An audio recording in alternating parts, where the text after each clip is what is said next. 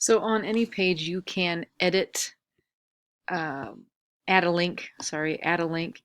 If I want, for instance, on the home page, I go to that page, middle school home, and then I'm going to go all the way to the bottom just because that's the way I like to do it. I'm going to add text, and I want this to be a link to this wonderful resource we have. So if I want to take them to Progress Book, I would copy the link, go back to the website.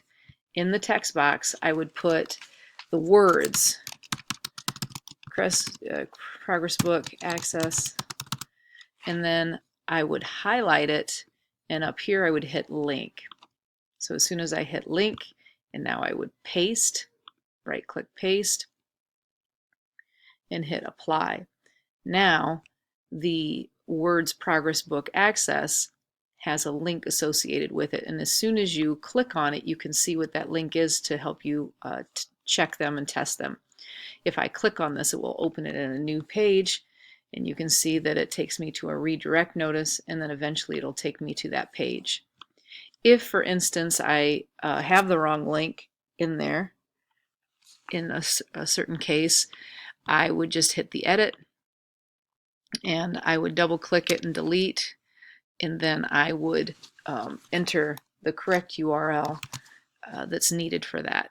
And as you saw when I clicked on link, you can link it to other pages. So for instance, if you want to navigate someone to a page within the site, whether it be, well, within the middle school site, we'll just cover that for the basics.